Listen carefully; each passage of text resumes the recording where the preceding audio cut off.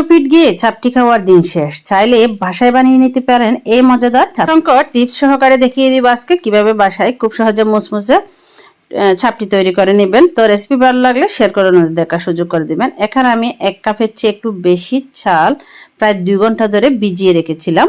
এগুলো ভালো করে পরিষ্কার করে নিয়েছি। নিয়ে এখানে আমি 3টার মতো কাঁচামরিচ দিয়ে দিয়েছি একটি পেঁয়াজ। মরিচটা আপনারা একটু জাল খেতে চাইলে তাহলে একটু বাড়িয়ে দিতে পারেন। 2 থেকে 3 কোয়া রসুন দিয়ে দিয়েছি হলুদের গুঁড়া। এখন দিয়ে দিব কিছুটা পরিমাণ ভাজা জিরার গুঁড়া, আর দিয়ে দিব এখানে 2 টেবিল চামচ বেসন, দিয়ে দিব স্বাদ মতো লবণ, দিয়ে ভালো করে মিশিয়ে নিব। মিশিয়ে নেওয়া হয়ে গেলে এখন আমি এগুলো ব্লেন্ডার দিয়ে একটু ব্লেন্ড করে নিব। এখানে 1 কাপ চালের জন্য হাফ কাপের চেয়েও একটু কম পানি ব্যবহার করবেন। যে তো আমি এভাবে করে কিন্তু ব্লেন্ড করে নিয়েছি। ঘনত্বটা ঠিক এরকমই হয়েছে। তো আপনাদেরটা চেষ্টা করবেন ঘনত্বটা ঠিক এরকমই হয় মতো। যদি পাতলা হয় তাহলে চাপটিগুলো তেমন একটা ভালো হয় না।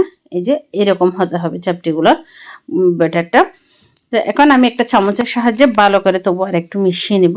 খুবই মিহিভাবে কিন্তু এই ব্যাটারটা তৈরি হয়েছে। দিয়ে দিব আমি কিছুটা পরিমাণ ধনিয়া পাতা দিলে চাপটি দেখতে যেমন সুন্দর লাগে, খেতেও কিন্তু খুব সুন্দর একটা স্মেল আসে খাওয়ার সময়, তাহলে খুব ভালো লাগে। তো আমি এখানে একটি তাওয়া বসিয়ে দিয়েছি, তাওয়াটা গরম করে নিয়েছি, হালকা গরম করে এখন দিয়ে দিব। এখানে একটা ছোট্ট একটা টিপস আপনারা একটু খেয়াল করবেন। এই যে আমি চাপটিটা বসিয়ে দিলাম, কিন্তু চুলার আঁচটা রেখেছি আমি লো হিটে। যে চাপটিটা দেওয়ার পর তাওয়াটা কিন্তু খুব ভালো গরম ছিল, কিন্তু আমি লো হিটে রেখে চাপটিটা তৈরি করেছি। কারণ ঢাকনা না দেওয়ার কারণে চুলার আঁচটা লো হিটে থাকার কারণে উপরে সাদা সাদা প্রলেপ পড়ে গেছে, এটা ভালো করে হয় নাই। তো দ্বিতীয় আরেকটি চাপটি তৈরি করে দেখাচ্ছি, এটা একটু খেয়াল করেন। এটা আমি ভালো করে তাওয়াটা গরম করে নিয়েছি। চুলার আঁচটাও কিন্তু একদম হাই হিটের চেয়ে একটু কম আছে। এখন উপর আমি এই যে এভাবে করে ঢাকনা দিয়ে দিব। এভাবে করে ঢাকনা দিয়ে এইভাবে কিন্তু যদি চাপটি তৈরি করেন তাহলে চাপটিগুলো উপরের অংশটা একদম সফট হবে, ভিতরে যেটা বাইরের অংশ আছে ওই অংশটা কিন্তু একদম ক্রিস্পি হবে, খেতে কিন্তু বেশ ভালো লাগে। তো এভাবে করে যদি প্রতিটি চাপটি তৈরি করেন তাহলে খুব ভালো লাগবে। আর প্রতিটি চাপটি দেওয়ার সময় এভাবে একটা ভিজা কাপড় দিয়ে ভালো করে একটু করে মুছে নিলে হয়ে যাবে। তো আমি প্রতিটি যখন চাপটিগুলো তৈরি করছিলাম তখন এভাবে একটু একটু মুছে দিয়েছি।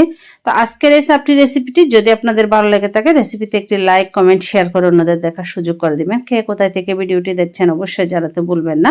নিত্য নতুন রেসিপি পেতে চাইলে আমার পেজটি ফলো দিয়ে সাথে থাকতে পারেন। আশা করি আজকের এই রেসিপিটি আপনাদের খুবই ভালো লাগবে এবং খুবই উপকারে আসবে। চাইলে খুব সহজে বাসায় এই চাপটিগুলো তৈরি করে নিতে পারেন, খেতেও কিন্তু মাশাআল্লাহ অসাধারণ হয়। এই চাপটিগুলো হাঁসের মাংসের সাথে খেতে কিন্তু অসাধারণ হয়। এই শীত যাওয়ার আগে একবার হলো বানিয়ে দেখবেন, আশা করি ভালো